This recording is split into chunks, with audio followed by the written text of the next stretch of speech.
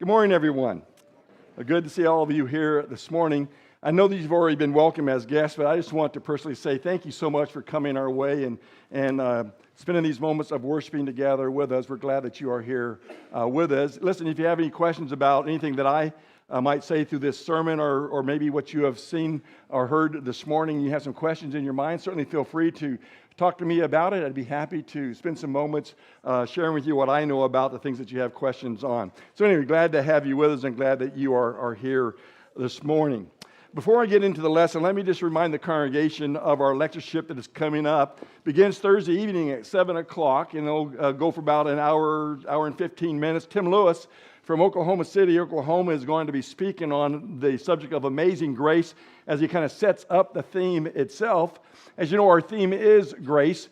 And I think, listen, if there's ever a time where people need to hear a good message, I think grace is one of those topics or one of those subjects. I think that as Christians, sometimes we get really caught up in a works-oriented society where if we do this, we get that. If we don't do this, we don't get that. And sometimes that bleeds into the church to the point that we think that we have to cross all the I's and dot all the T's in order to be pleasing to God.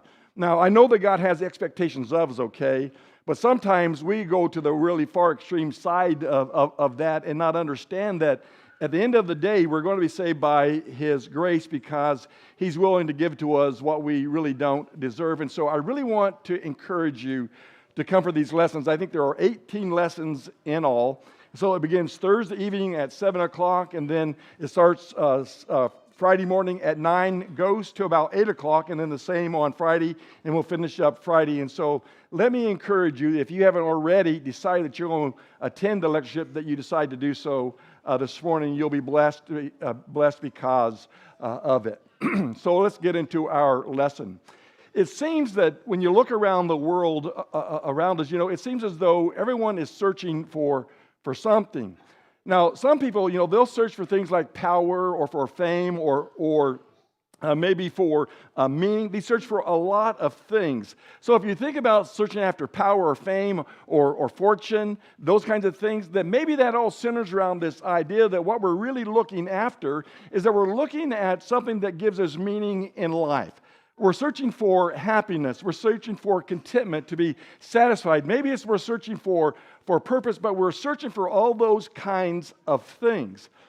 With that in mind, let me take you back to the year of 1939. Now, for most of you in here, 1939 is history. For James Martin, who is over a century-year old in our congregation, sitting right back there, he probably can remember the year of 1939 because the year of 1939 was very pivotal to the world, not just to the United States, but for the world in general. Leading up to 1939, globally speaking, the world was in a mess. They had just came out of World War II, which was supposed to have been the war to end all wars. Over 17 million people died in that war, and so we were thinking, we really want to did I say World War II? Yeah. World War I, well, it's on the screen behind me, so you know that.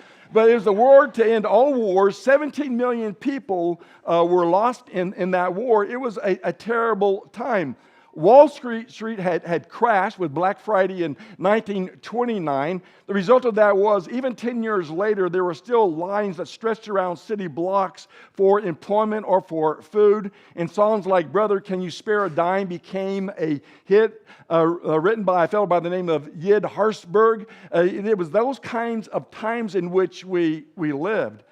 Not only that, but the new chancellor of Germany, Adolf Hitler, was rattling sabers, and he was threatening the world with another war and with world domination. That's what he was about, and the result of that was that the world was really in fear of being dragged into another war, and that's something that no one wanted because the First World was absolutely devastating. It was devastating to human life. It was devastating to the economies. It was just a bad thing, and now Hitler is rattling sabers saying, you know what, I'm going to dominate things. He is bent on doing something. And then in 1939, when the world's greatest fear, it became a reality. The axis of evil was on the move toward world domination. And so it was in 1939 that Hitler, after saying that he would not invade anywhere else, certainly did invade, and he went into Poland, and that began World War II.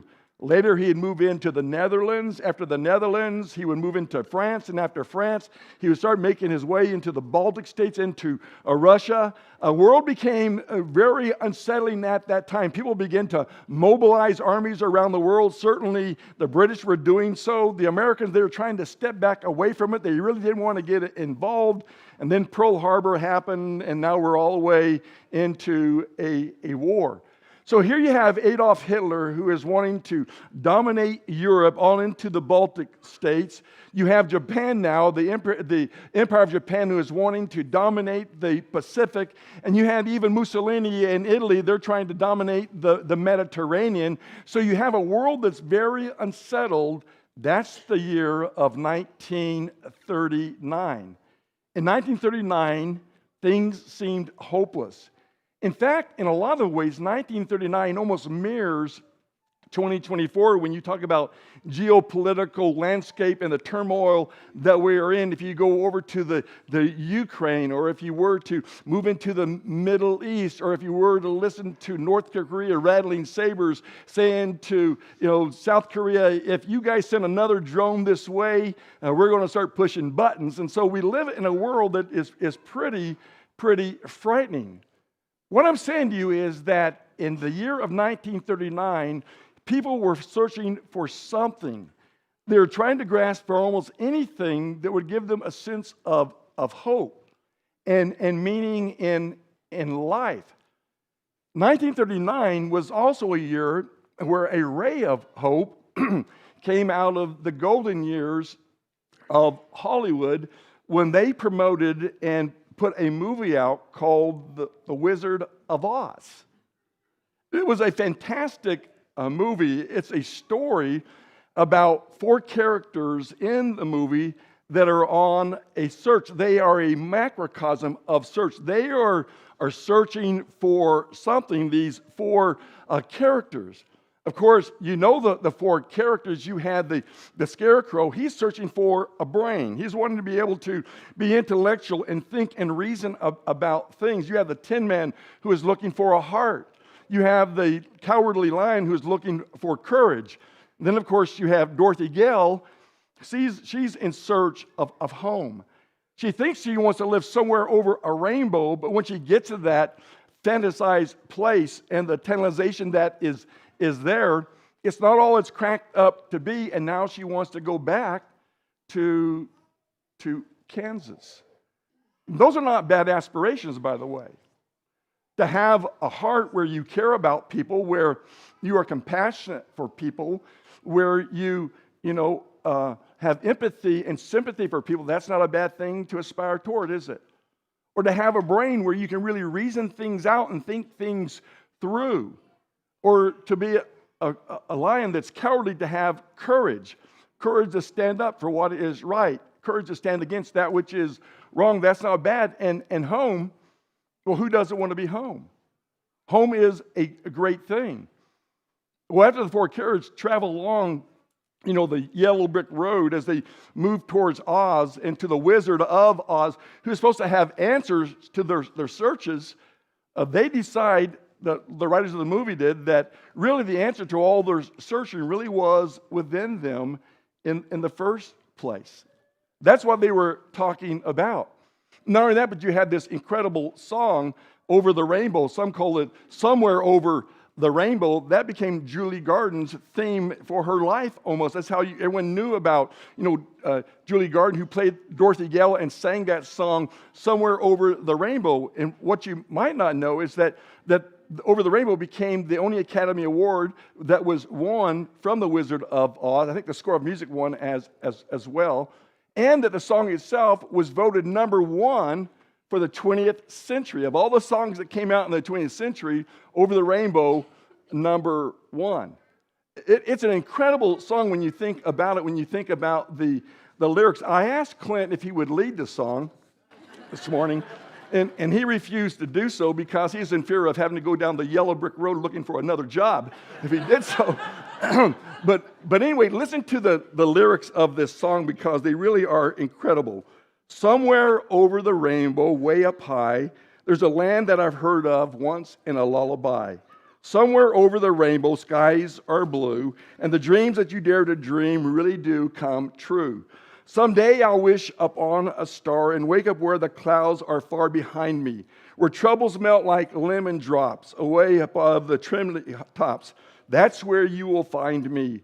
Somewhere over the rainbow, bluebirds fly. Birds fly over the rainbow. Why then, oh, why can't I? If happy little bluebirds fly beyond the rainbow, why, oh, why can't I?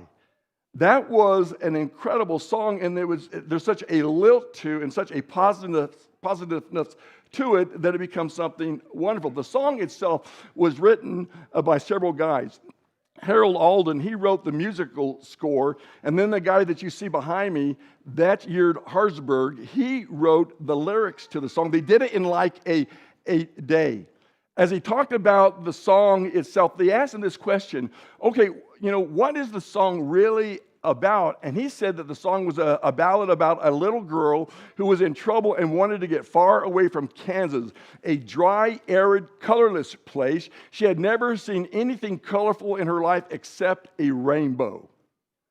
And if you remember the show, it starts off in black and white, right? And then when she gets to Oz, it turns all colorful and everything. Above the rainbow, or living somewhere above the rainbow, was what she was looking after. And so when you talk about the Wizard of Oz and it's over the rainbow, it's all about these characters who are searching for something in life. They are a microcosm, if you will, of what we are searching for. And so may I ask you this question this morning, and it's this. As you look at your life and you think about where we are today, what are you searching for? What is it that you're really looking for? What is it that you're searching for that would give you happiness or contentment and satisfaction in life? What are you searching for that would give you true meaning to life? Because like I said, everyone is searching for something. There are all kinds of things that people search after in life. For over almost 200 years, we've had a phrase that at the end of a rainbow, you find what? A pot of gold. That's been something that has been there. Do any of you know anyone who has found a pot of gold at the end of a rainbow? Do you know of anyone who is maybe trying to look for a pot of gold at the end of a rainbow?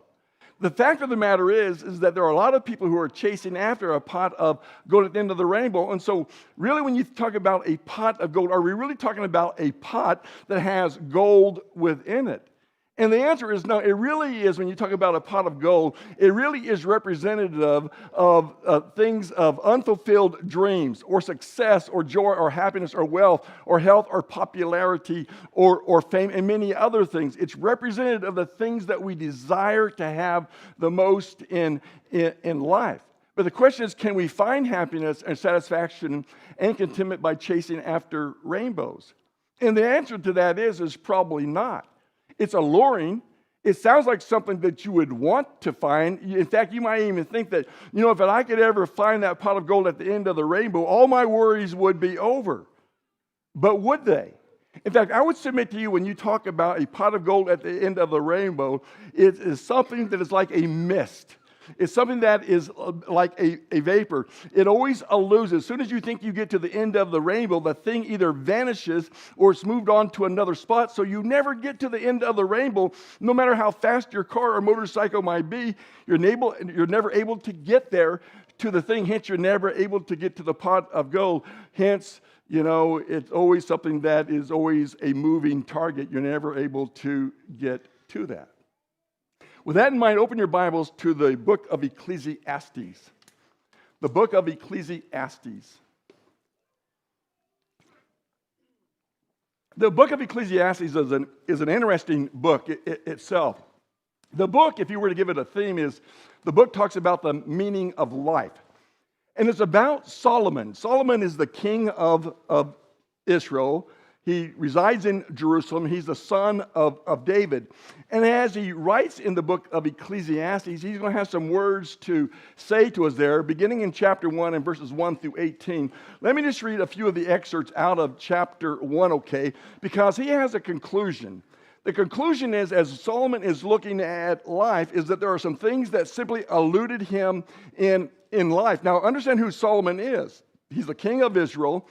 He's a man whose wisdom far exceeds any other human being. He is a man who is extremely wealthy, and so everything that he desires or that his heart desires is right at his fingertips. He can buy it. If anyone can buy happiness, if anyone can buy contentment, if anyone can buy the meaning or purpose in life, Solomon is the guy that is able to do that. But as he writes down through the book of Ecclesiastes, his conclusion is, without the pursuit of God, life becomes something that is very vain or becomes vanity. Listen to what he says. Verse 1, the words of the preacher, the son of David, king in Jerusalem. Vanity of vanity, says the preacher. Vanity of vanity, all is vanity. So what does this word vanity mean? Well, it comes from a Hebrew word, and the word concretely means a mist or a vapor. It becomes a metaphor for something that always eludes you. As soon as you think you are there and able to grasp hold of it, it's like grasping hold of the wind. It's like grasping hold of a mist or a vapor. It always eludes you. You can never get hold of it. So the word, etymologically speaking, eventually comes down to not just being a mist or a vapor that eludes. It becomes something that is representative of that which is meaningless, that which is empty, that has no meaning to it whatsoever. It's valueless. It's worthless in terms of that pursuit. Well, he writes on, what advantage does a man have in all his work which he does under the sun? A generation goes, a generation comes, but the earth remains forever. Also the sun rises and the sun sets, and the hastening to its place, it rises there again. Blowing toward the south, then turning toward the north, the wind continues to swirl along. Remember, that's grasping. He's trying to grasp the wind, but he can't ever get hold of it. And on its circular course, the wind returns. All the rivers flow into the sea, yet the sea is not full. To the place where the rivers flow, they flow again. And he goes on with this kind of writing, but his summation or his conclusion, he says, is vanity of vanities. All is vanity. Look at verse 17. I set my mind to know wisdom and to know madness and folly. I realize that this also is striving after the wind, because in much wisdom there is much grief, and increasing knowledge results in increasing pain. And then what he does in chapter 2 is he begins to chronicle his search for the pot of gold at the end of the rainbow. He talks about a number of foolish searches that he has made in order to find happiness, but he says at the end of the day, it all amounts to a lot of vanity. Look at verse 1 of chapter 2. I said to myself, come now, I will test you with pleasure, so enjoy yourself, but behold, it too is futility. So what Solomon is saying is that I'm going to begin to search after happiness. I'm going to try to search after pleasure, but he says in almost a conclusive kind of way, but he says, but that's just madness. That's crazy to go there. And then he begins to chronicle or catalog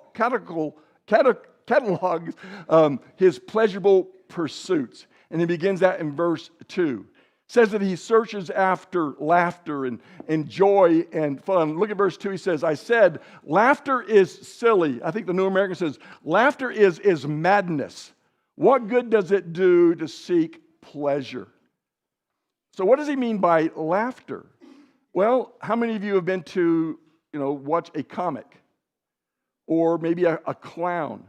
Remember, Solomon has all the money in the world, so maybe it was that he would have the best of court gestures that would come before him to make him laugh, to lift up his spirits, or maybe he had the best comics come along, or maybe it was the clowns that were there. He says, but at the end of the day, after all this striving to laugh my way out of things, to feel happy about things, he says it's just silly. It's madness. There's nothing that is there that is sustainable. It's nothing that you hold with, because as soon as the comic is there, you're laughing. It's a lot of fun, but then the comic leaves and now you're back into where you are. You're back into the same routine and grind of what life really is about. As you look at verse 3, he says, I explored with my mind how to stimulate my body with wine while my mind was guiding me wisely, and how to take hold of the folly until I could see what is good that there is for the sons of men to do under the heaven the few years of their life. So he says, listen, I searched for the things that would stimulate my body, that would stimulate my mind, and he uses an example of that of wine. Not just wine, but probably the best of wines. Some guys say, as they're going down through, that he's really not talking about getting inebriated or getting drunk with wine in order to dull his senses, or maybe to help him to drop some of the things that he has that's holding him back from his inhibitions, to hold him back from things. Others say, well, no, it's not really talking about that, because he said, in all this searching for stimulating my body with wine, my mind was always with me. I was always able to think clearly about things. And so they're saying, well, he's not looking to get drunk. He's looking to find the very best of wines, to collect the very best of wines. And he thinks by doing that, getting those things that people want in the best of wines, then I'll have it all, and that will bring me happiness. And he says, that didn't work at all as well. I stimulated my mind. Maybe he was talking about getting drunk or inebriated. And maybe he's talking about that. He says, but at the end of the day, it didn't do me a lot of good. I still had to live with myself once the buzz wore off, or once the fact that I was able to collect the best of wines wore off and I had them in my possessions, and people says, man, I wish I could buy a bottle of wine like that. Once that happened, then I was back to the daily grind of life. He searched for houses and plants and parks and pools. Notice what he says here in verses 4 and 5. I enlarged my works. I built houses for myself. I planted vineyards for myself. I made gardens and parks for myself. I planted in all of them all kinds of fruit trees. In other words, he's saying, if I could get enough possessions, if I could collect enough possession, things that people really want in life, then I'm going to be happy. I'll find meaning to life. And so he says, I built lots of houses. I built beautiful houses. I had great parks put together, place where there's supposed to be serenity, where there's supposed to be a peace that is found in my parks with the beautiful trees and the fruit that is around me. And yet at the end of the day, how did those projects work out for you, Solomon? Did having more houses make you a happier person? Did having more parks make you a happier places? More plants, did that make you a happier person? A person that has more purpose and meaning in life? And he says, no, that didn't work for me either. That too was chasing after the wind. Look at verses 7 through 9. Verses 7 through 9. He says, I bought male and female slaves, and I had homeborn slaves. I also possessed flocks and herds larger than all who were before me in Jerusalem. I also collected for myself silver and gold and the treasure of kings and provinces. I provided for myself male and female singers and the pleasures of men, many concubines. And then I became great and increased more than all who were preceded me in Jerusalem. My wisdom also stood by me. So he searches for more slaves. I bought more slaves, and then there were homeborn slaves. I had people who were able to wait on me every hour of the day. If I wanted a bath, they would draw me a bath. If I wanted more hot water, they brought the hot water. If I wanted someone to massage my feet, they massaged my feet. If I wanted someone to wave a cool fan over me, they waved the cool fan. I had all those things. I had the best of singers come and sing to me. I had the best musicians that money could buy. I had more silver and gold than almost any king in the province. Not only that, I had over 600 concubines that he calls the pleasure of men. He's talking about a sexual appetite there. I had all those things at my disposal. I had material things, I had wealth and treasures, I had music, singers, sensual encounters. I had all of those things that are supposed to make a man happy, things that are supposed to make a man satisfied and content, but they all became passing things. They became empty, meaningless. They're like chasing after the wind. It's like trying to grasp hold of mist or a vapor. It left me empty. It's amazing when you think about it. Solomon, who had all the good things of life right at his fingertips, could not find meaning in his life. Look at verse 10. Look at what he says. All that my eyes desired, I did not refuse them. I did not withhold my heart from any pleasure, for my heart was pleased because of all my labor and all this reward for my labor. I didn't hold a thing back from myself. I went after it all. The result of that is that Solomon is going to speak to us a truth that is real. Something that is really worth searching for. And so after he has gone and cataloged all these things that he searched after, that most people would want to search after, thinking it would bring them happiness and joy and contentment and satisfaction and meaning in life. After he's done all those things, he's found it not to be true. He thinks he deserves to have a witness for those to listen to what he's saying. And here's what he says to them. Thus I considered all my activities which my hands had done, and the labor which I had exerted, and behold, all was vanity, and striving after the wind. There was no profit under the sun. So what are you saying, Solomon? Solomon can say, listen, there is an appeal to that pot of gold that's at the end of the rainbow. There is an appeal that you think you can get by living in a fantasy world over the rainbow in the land of Oz. You can think all those things, but at the end of the day, the conclusion that you're going to come up with is that those things are vain. It's just vanity. It's striving after the wind, and it's going to leave you empty. It's going to leave you discontented, unsatisfied, and without purpose and meaning in your life. That's what Solomon is saying. And so I think that we can wrap up what Solomon had to say with a couple of truths that will help us face the realities of life. Here's the first one. Sensual pleasure makes promises that are lacking in staying power. Think about what Solomon said. Solomon said, listen, he goes, I decided to stimulate my mind with wine. But he said, that left me empty inside. Why? Because there's no staying power with it. So whether you're talking about alcohol or whether you're talking about drugs or whether you're talking about sex or any of those things that you think are going to stimulate you and give you meaning, Solomon's going to say to you, it lacks staying power.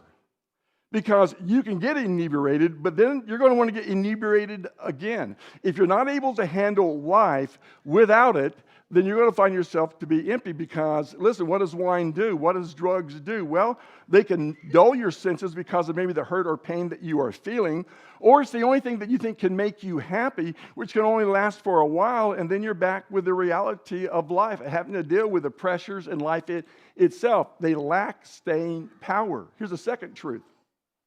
Sensual pleasures offer to open our eyes, but in reality, they blind us. And so you have those who propagate and say to us, listen, the life of hedonism is the life that you need to pursue after.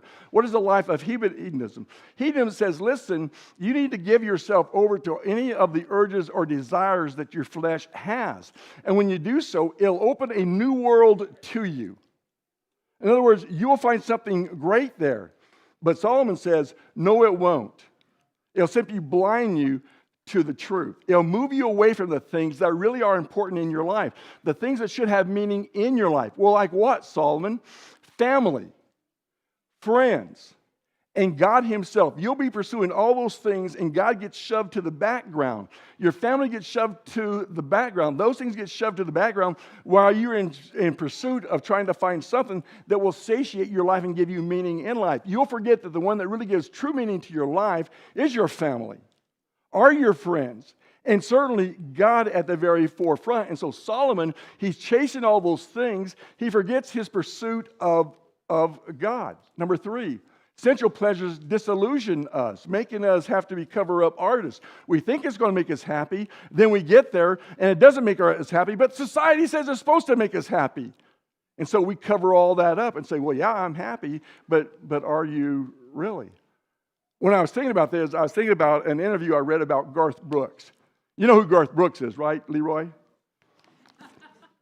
Leroy, is a superstar in country music, had one number one hit after another. And you would think that this guy, who is like a gazillionaire now, well, a multi-millionaire now, you would think if there was ever a person on the face of the planet that would be a happy person, it'd have to be Garth Brooks, right? So he did an interview on TV, and the reporter said to him, "How does it feel to have made it to fame and stardom in Nashville?" I like what he said. It's an amazing answer. He said to them, "Oz is only Oz to those that have never made it to Oz." So what is he saying? He is saying that Nashville and Oz is not what it's all cracked up to be. Fame and fortune, it's not what it's all cracked up to be. You would think that once I got there, I'd be a super happy person, but the answer to that is, no, I'm not. Nashville does not make me happy. The land of Oz does not make me happy. There is real life. And if you were to ask him, he would say, well, what is it that brings you the most happiness in your life? He would say, my family. And in particular, Trisha Yearwood. That's what he would say brought him happiness, not all the fame. In fact, if you've been watching the papers or watching the news lately, he's been accused of some really terrible things, and now he's having to work through it, and he's saying, listen, this is all about fame. If I wasn't famous, this stuff wouldn't even darken my door, but because of fame and because of money, this is where I find myself. It's something to think about. And so what is he saying? Well, what it's saying is that Oz, with all of its amazing promises, was a place of major disappointment. Dorothy thought if she could get to somewhere over the rainbow, she'd be a happier person. But there she is. And what she finds out is that, yeah, it's a colorful place, but there's flying monkeys that tear things apart. There's a wicked witch, is it of the West, that is there. There are trees that throw apples at people.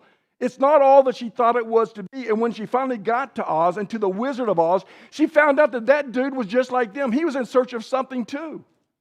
That he didn't have all the answers, that there was a problem. So when we think about a place over the rainbow or a place like Oz and that fantasy place that we think is going to tantalize our senses and then it's going to be something that is going to be great for us, Solomon said to us, that is not so.